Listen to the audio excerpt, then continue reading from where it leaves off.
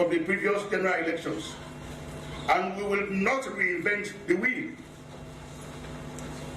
In line with our mandate, we have undertaken a number of activities in order to get ourselves adequately prepared for the June 24th, 2023 elections. I feel delighted to outline the following. We have reactivated the Integrated Election Security Planning Committee, the IESBC, to ensure a focused coordination of the efforts of elections management bodies, EMEs, support security sector planning and actions through development of appropriate strategies, and mobilize requisite funding support for the security sector to cover the elections. About 1.5 years ago, we conducted a national threat assessment, district risk mapping, leading to a development of 3 strategic documents pertinent to the effective and efficient management of elections. These include elections security strategy, elections communication strategy, and elections training manual, all of which are now being implemented. In respect of the elections training manual in particular, which deals with election security, ethical issues such as professionalism, impartiality, adherence to the rule of law, human rights principles, etc. For senior security personnel, a training of trainers, COTs, roundtables were held all over the country. This in turn were replicated to hundreds of junior security personnel that are participating in the elections. We have also reactivated the National Situation Room, NSR, to support the security sector early warning and early response mechanism relating to the election process and related national security issues. The NSR, National Situation Room, has a toll-free line of 119, accessible by all mobile networks in the country. And the public can call this number to report any election security related concerns. The toll-free line, I repeat again, is 119 on all mobile networks. The National Joint Operations Center, NJOC, the Incident Command Center, ICCs, and the Forward Control Points, FCPs, have all been reactivated to plan, coordinate, and execute election security operations both at national and regional levels of the country. We recognize that election is a civil process, and so it is not our plan to over-securitize it. As a result, security for elections will be predominantly provided by the SLP, supported by other auxiliary forces. However, the SLP is supporting the SLP under. Again, we have been able to establish incident command centers as well as forward control points, both at regional level and at district level. And of course, you have heard from the NS Corps about the establishment of the National Joint Operations Center, NJOC. It is all geared towards collaborating, coordinating, and cooperating with each other, so that we'll be mapping out events as they unfold by also indicating actions taken. We have also designed a manual that we refer to as the rules of engagement. It's very key, and each and every soldier has a pocket guide of the rules of engagement, which is germane to the very survivability of our institution. I also want to assure all of you that I have a conviction that this election is going to be free and fair, and therefore we should all put hands on deck to ensure that at the end of the day, one perspective to judge all of us for our numerous contributions. We have gone countrywide to address our soldiers to ensure that they remain apolitical, remain professional, and remain neutral in the discharge of their duty. So over and above all, on behalf of the CDS, I want to thank you very much, and also assure you that we are at your beck and call to ensure that we provide a conducive environment that we all deserve for an election process. Thank you. Thank you very much.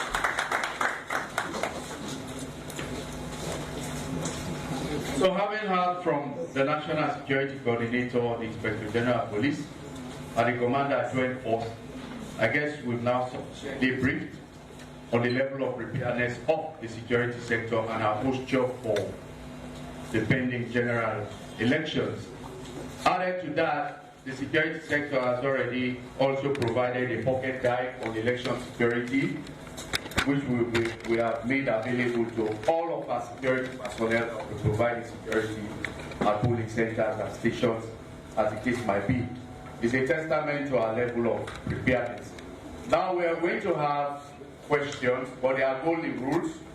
The question must be precise, short, and germane to the issues that are to be discussed here or that have already been briefed on. We don't want you to go outside of the scope to begin to go into preambles and so many things that are not relevant to the presentations and statements that have been made.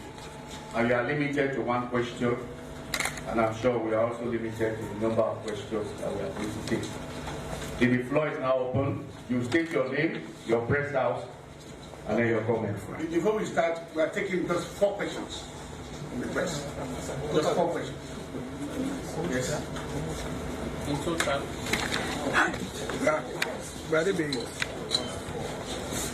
My name is Samura. I'm the station manager of the Star Television. The question is directly with directed to the Commander Joint Force. Major General, I'm pretty much keen to know what the security sector as a whole intends to effectively engage ex-servicemen. For most times, we are utilized rather unresourcefully. I don't have any specific examples. One, getting a comprehensive data on their number, and how do you help in making or strengthening the ex-servicemen association that will dissuade them from any further engagements that will undermine state security.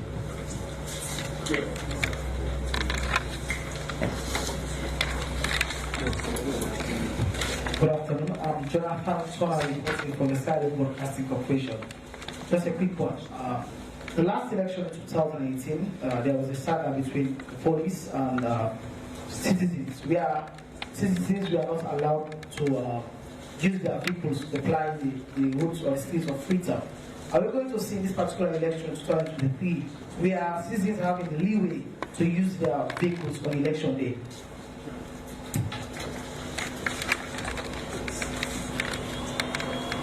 I'm Raymond Nalo from the Visual Media newspaper. My question here is, I'm looking at the ONS presentation by identifying spot areas. What are the yardsticks do you use in order to identify these areas? Because as I'm standing here, I live in the East End. Most of those guys are from far and outreach communities in the East End, and they come down along the streets, to create mayhem. I'm Dauda Kuma, editor of the Post. Yes, sir, I want to know actually the deployments, if there is going to be a number of deployments, because I want to go to the police station as the battalions of security, then I went back. So let me know the deployments. Whether RSL, SV, the RSL will send 4, police 4, whatever, I want to know the deployments. Thank you very much. All right, I think we have 4 questions. All right. Yes. Maybe we will start with answers. It's questions. Okay, is the 4th one? Yes, sir. All right, go ahead. Okay, good afternoon. I am Agnes of Star Radio. I just want to ask about the safety of the journalists when it comes to elections, because most of these challenges come between the Israeli police and the media. How are we protected when it comes to really election after elections?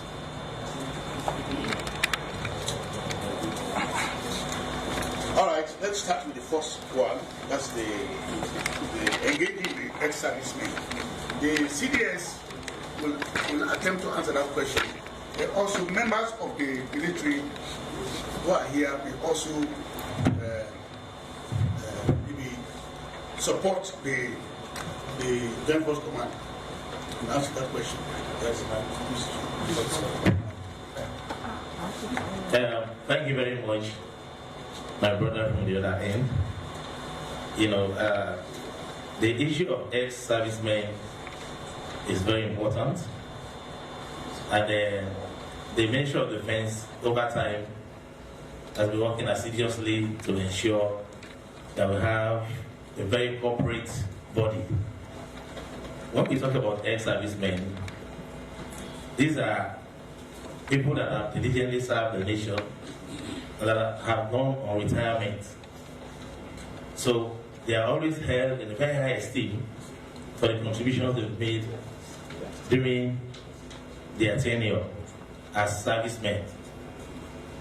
Indeed, we have been getting some challenges with regards to harnessing their potentials by bringing them on board. And that is why the current Minister of Defense, who is also one of them, was very passionate to ensure that we have a formidable group of people that have served. We actually sent out a calling notice to all the respective regions across the country to see how we can mobilize them. As I'm speaking, over 975 have registered, and the registration was done at the Benguima, which is the Armed Forces Training Center, and there are a lot of plans on the way, you know, to ensure that we actually engage them. Agree, there are a lot of disconnects along the line, but then I want to assure you that the Ministry of Defense is working overtime to ensure that we have our ex-servicemen up and running. Of course, we have been actually receiving some support. Like there was a program from UK that sent in some support for the ex-servicemen. But we are yet to actually conclude on the aspect of bringing all of them on board. We still have some that have not been registered. We still have some that are in areas that are inaccessible at the moment. But we are not relenting. We know what that means, because all of us in the coming years are going to retire as well. So if we don't make the ex-servicemen to be functional, then of course I also find myself one day in that kind of situation. So that is why we are working assiduously to ensure we have the ex-servicemen up and running.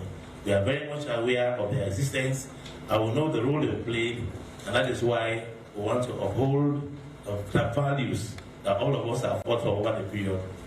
Thank you. Okay, having said that, we'll move to the General of Police for the book movement during election day. Yes, you are very correct. In 2018, there was a ban on the movement of vehicles on polling day.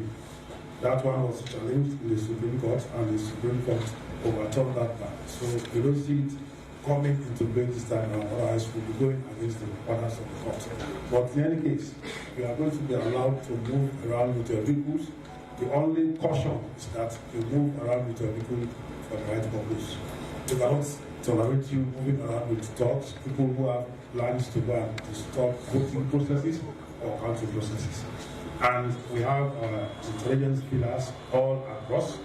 We'll be keeping an eye on the movement of people. So if you are determined, or if it's your intention to use your vehicle to carry the wrong people in your vehicle, we are going to confront it, and we are going to stop that particular movement. So there's not going to be any ban on movement of people. Of course, the Electoral Commission is going to accredit some people to have authority, especially party officials. But there will be no restriction. Everybody will be free to move, because we've said this one is going to be very free and fair election. But make sure you move your people for the right purpose, and nothing more than that. Thank you. Thank you, IG. We'll move to the hotspots. Somebody asked a question about how did we, the ONS, got to know about the assessment about the hotspot areas, because there are boys coming from up the hill to come down. Francis Kelly, who is in charge of elections, will be able to answer the question. Hold the mic.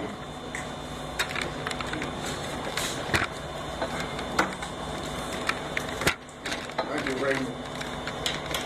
Thank you very much, Dennis.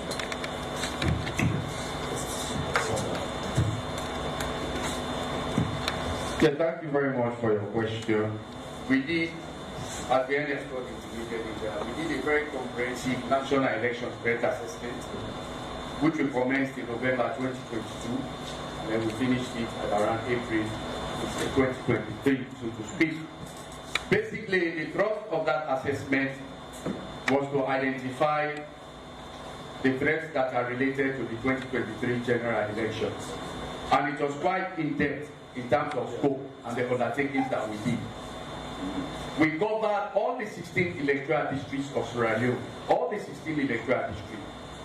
And through a wide range of consultations, focus group discussions, administration of questionnaires, and then of course having discussions with relevant stakeholders across the board, we were able to elicit the required information that we wanted. And we are able to look at the threats that are generic, that run through all the 16 districts, and the threats that are specific to specific districts. And we are also able to identify about 8 districts which we identified as hotspots. And the parameters we use based on those discussions we had, we look at if you have areas that were prone to political violence. You know, there have been by-elections post-2018, series of by-elections. And all of those by-elections, save for one, we are actually prone to high levels of political violence. So areas that are prone to political violence, especially at inter-party level, we are considered as hotspots. The second parameter was areas that you had very high concentration of cliques and gangs. Cliques and gangs, we had very high concentration of them, accordingly identified as a potential hotspot area. Areas also where you have some level of concentration of ex-combatants. Yeah, you had some level of concentration of ex-combatants, like the western rural areas, the case may be. Areas also that you consider as swing districts. Swing districts where no political party really had dominion in terms of leverage. Where you call split districts, that they can swing in any way. Anytime these political parties meet in these districts, because of the proportionate number of followings that they have, there's a tendency for violence to occur. So those are some of the parameters that we use. And also, we also other parameters, areas that are prone to very high levels of drug abuse and other substance abuses that are frequented with ghettos. They have very high concentration of ghettos. You know, these are areas where youth congregate, especially in the midst of this level of unemployment that you can understand. So those are the parameters that we use to determine areas that we consider as hotspots. And some of the districts where we found these incidences to be occurring, and where we identified as hotspots, the western area, especially western rural, western urban of course, or western rural is more prone, and western urban. Tonkolili, notice that some parts of Moyamba was divided going towards the Bradford area. Mudloko was also identified. And of course, Mudloko was identified, Karina was also identified as another hotspot area. So these are some of the parameters, and these are some of the districts that we were able to identify during our consultation. Thank you. All right. The VGCSA, Mr. Bonaevis, will support him to. Thank you very much, Ernest. I think I just want to add one or two things to what he has said, based on the parameters, and to say that security is evolving. So even when the ISPC have done their assessments and hotspots have been identified before, hotspots may come up again, because it depends on the intelligence, what the intelligence picture shows. Because you may have identified 50 hotspots, but as a result of the unfolding events, new hotspots may come up. So those are also issues that the intelligence parameters may come up to add to the hotspots that have already been identified. So that's just what I wanted to add. Okay. In short, he's just telling you that our threats register is not sacrosanct. It's always updated. Threats occur as you go along. Like you were talking about the hills. That's why we learned that from the August 8, 9, 10, that we have people there who are also creating problems. All right. The other question, deployment of troops, he was asking about the number of troops. Of course, I would already send it to anybody to answer. The only thing I will assure you that we are going to deploy troops that will secure everybody for this election. But we are not going to tell you the number of personnel we are going to deploy out. All right. We move to the protection of journalists. Rabaja? Yes. Protection of journalists. Yes. The water assurance.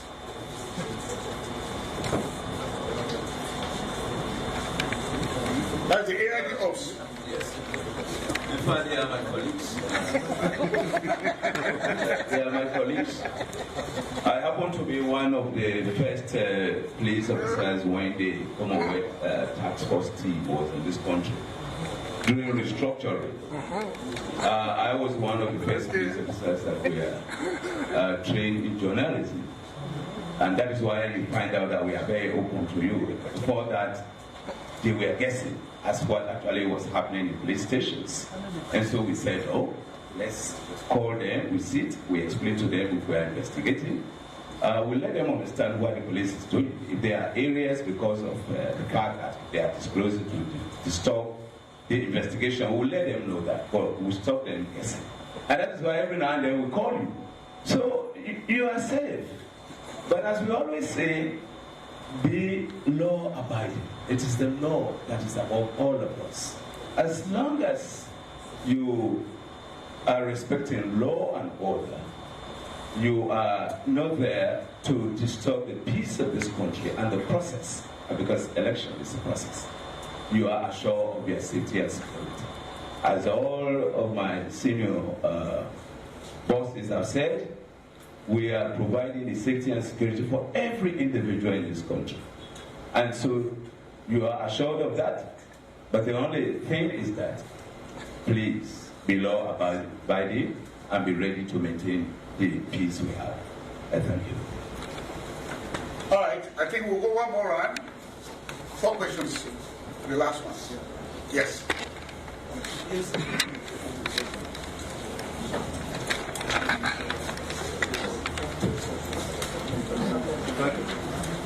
Thank you so much.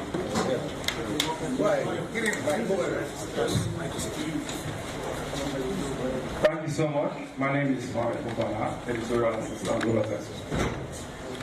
On June 14th, that's 2 days ago, the presidential candidate of the All People's Congress Party, Dr. Samura Kamara, gave 72 hours ultimatum to the ECSI commissioner and all other commissioners here to step aside.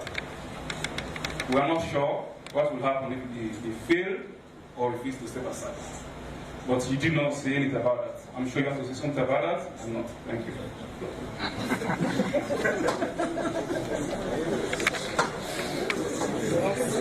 Thank you very much. My name is Prince Christopher Kamara. I represent Alabaster newspaper.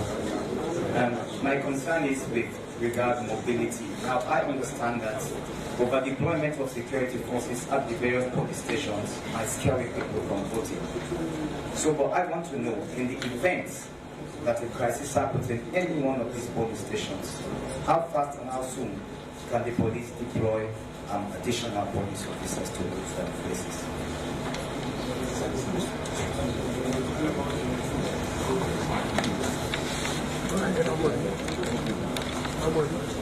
Is that all? Anybody else?